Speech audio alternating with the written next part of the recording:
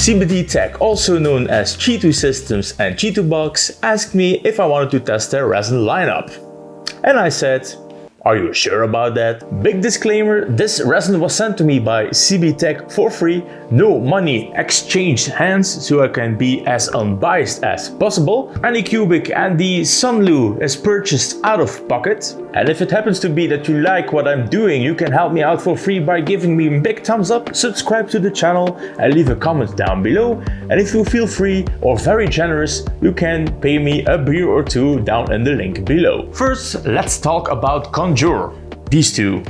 Conjure is a joint venture between CTB Tech and Noizie. I think it's pronounced like that. Noizie is a resin manufacturer that probably also made this anycubic resin. Looking at the color and the smell, there are some similarities. CTB Tech asked for a proprietary blend and they packaged it in some very nice bottles and called it Conjure.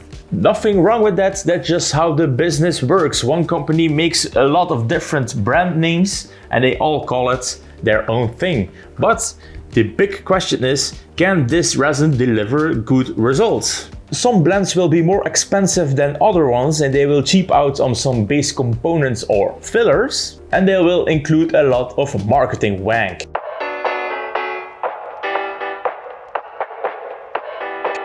First, I'm going to do a smell test to look which one stinks more. But you do not want to do this at home because it's very harmful for your body. So I'm gonna take one for the team and do it for you. So we're going to start with the Conjure resins. We have the Tough and we have the Rigid. They also have a Sculpt, but I chose these two because they are more in line with the interests that I have. Now, first we're going to start with the Conjure Tough. This is a very harsh smelling resin. Very intrusive, not nice at all. Then we have the Conjure Rigid. It's not as bad as the Tough. It still smells, but a little less than the other one. This is more nice to smell. Then we have the Anycubic Eco Resin. This one stinks as much as the first one, the Conjure Tough. They have the same smell in my opinion. So you want to have some ventilation on these two. Then we have the Sunlu ABS-like. This is a very soft smelling resin. This is very nice. I really like the smell of this one. Liking is a big word, but if I have to choose between the four, the points go to the Sunlu ABS-like.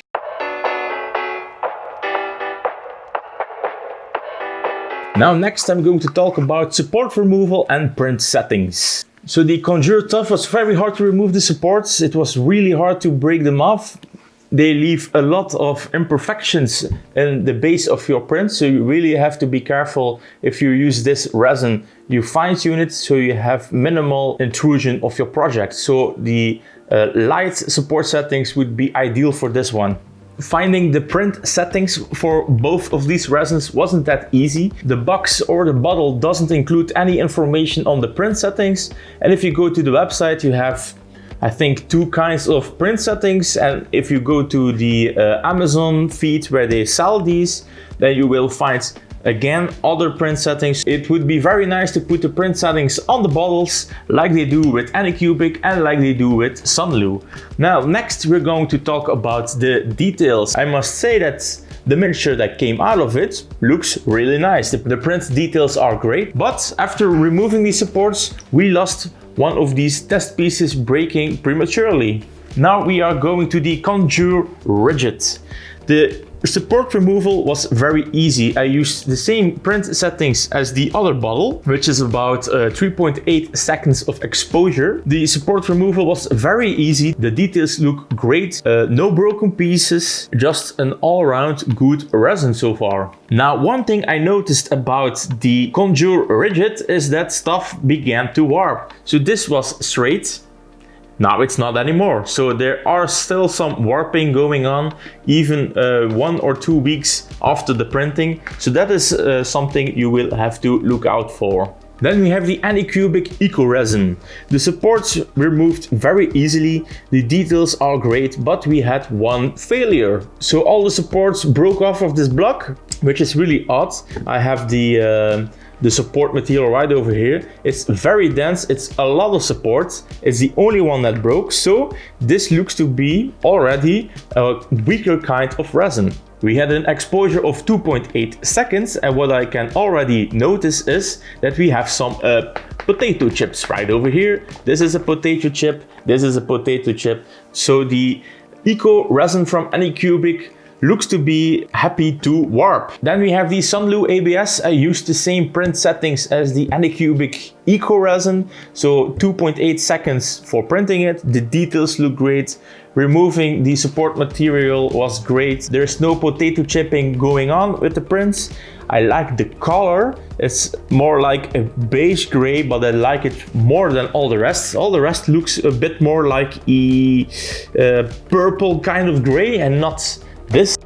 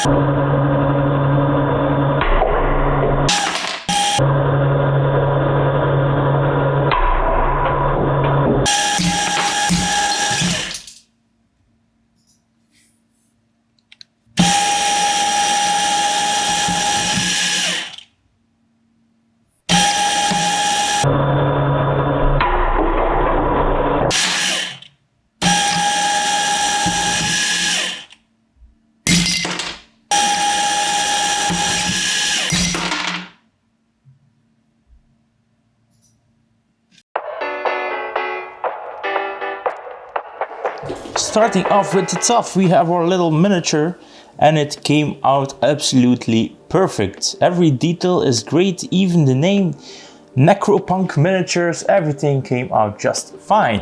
There's a little line right over here that's still attached to the helmet, and it's the only one that made it so far.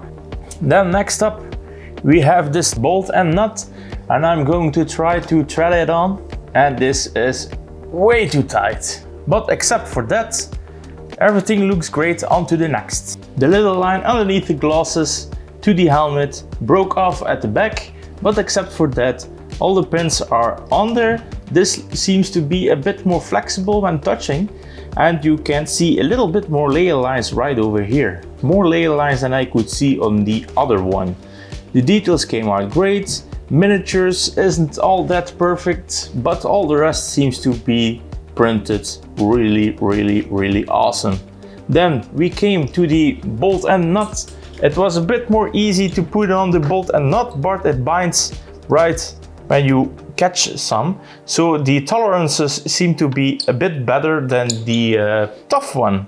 The anycubic one came out great. The only thing I see is that the line between this and this broke off. It's no longer attached, so it's a bit weaker, but except for that, we have some layer lines on the same place right over here, about the same as the Conjure Rigid, but for the rest, the details look awesome. The text Necropunks and miniatures came out fine, and the nut and bolt seem to be having a lot more tolerances than all the other two. This nut and bolt on the anycubic eco resin seems to be threading on a little bit better, but still binding up. But the tolerances seem to be great. Then last we got the Sunlu ABS-like. The details on the miniature looking great. The layer lines are a little bit less right here on this corner, but you can still see them. This could be because of the color. It seems to be a little bit less clear down below, but for the rest, the little wire from the helmet to the glasses printed, but broke off at this side. The print came out great. The nut and bolts have a little bit less play. I can barely put this nut on, so if you want to print with the Sunlu ABS, you need to get some bigger tolerances.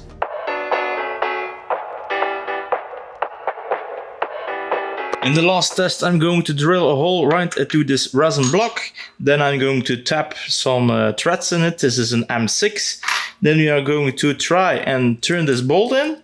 And after that, we are going to torque it until it breaks.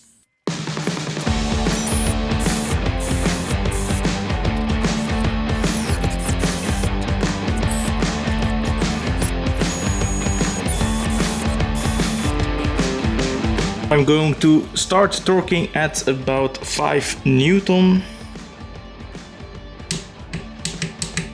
So we made 5 Newton. I'm going to raise it to about 7 Newton. 9 Newton meters.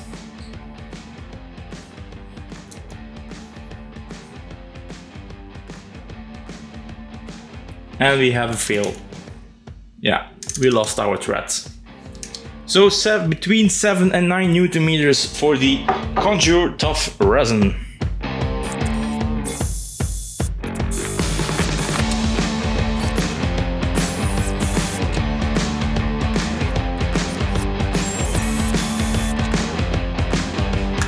Five Newton, 7, and we have a fail at 7. So I would say between 5 and 7 for the Conjure Rigids. So we have a blowout at the Rigid and no blowout at the Conjure Tough. I already don't have a lot of high hopes because this resin is weaker than all the rest, but we're gonna try it anyway.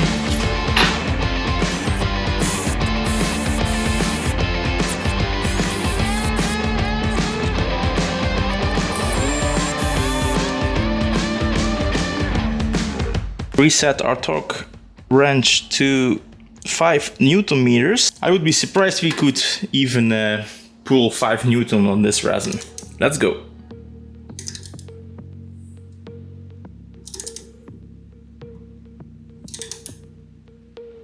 Nope, we don't get 5 Newton on this resin. Just like I thought. This is a very weak resin. Quick notice, this one has a giant blowout at the back from the drilling, and we have some blowout in the front from drilling. So this resin really isn't made to be drilled.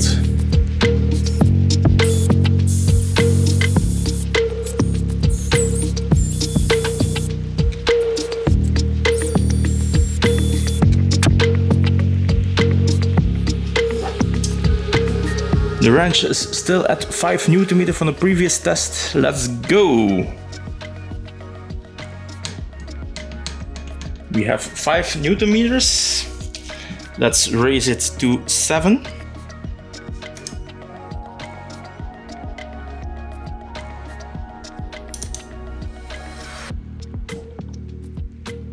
And it's slipping. So it's somewhere between 5 and 7 Nm for the Sunlu ABS-like. Because the tests were weak, I'm going to put in an M8 bolt and try it again.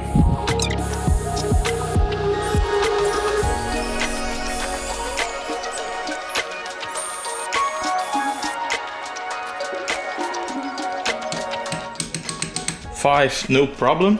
Feels really solid now. 17.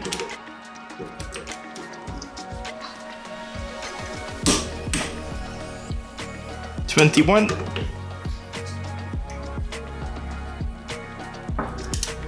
Alright, so 19 is the most we can get out of the M8 bolt.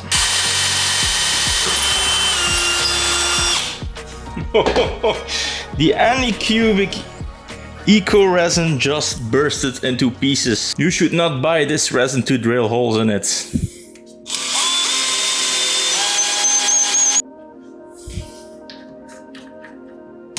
$13. We got 21 Newton. 25 Newtons. We're at the limit of this thing.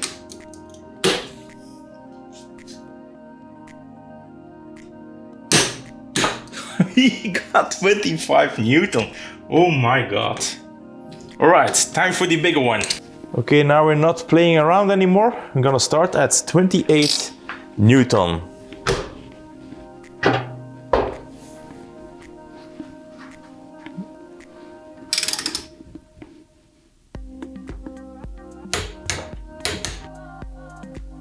$38.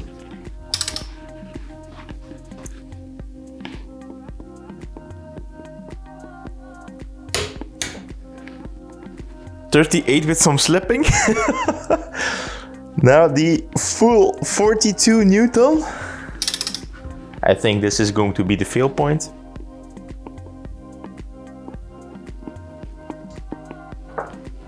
It's trying. Nope. That's gonna be it. I'm gonna start at 7 Newton. I think it will be just fine at 7 Newtons.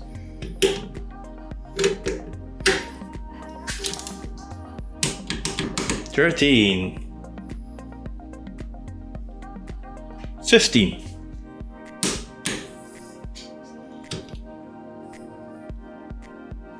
$17. $17. I feel it breaking up a bit. $19.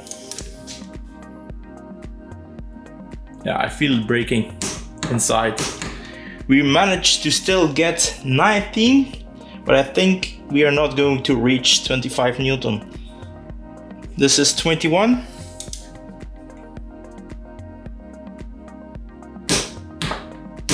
We got 21.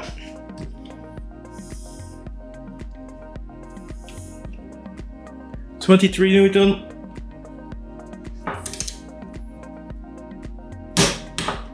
We got 23. 25.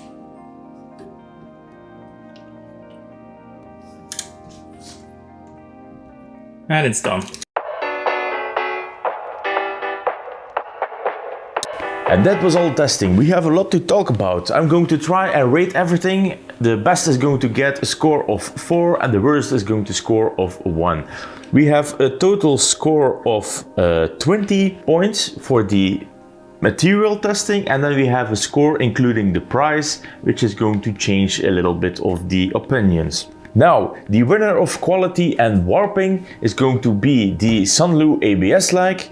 Then we have the pull test, that again goes to the Sunlu. Then we had the stiffness test. The stiffness test has been won by the Rigid. Then we have the push test, that is for the Tough.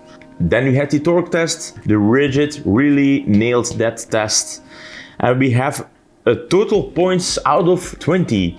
On the first place, this is really a combined first place. We have the Sunlu with 16 points out of 20, together with the Rigid 16 out of 20 points. Then followed by the Tough Resin with 13 out of 20 points. And last we have the Eco that has 7 out of 20 points. This was really a disappointing resin.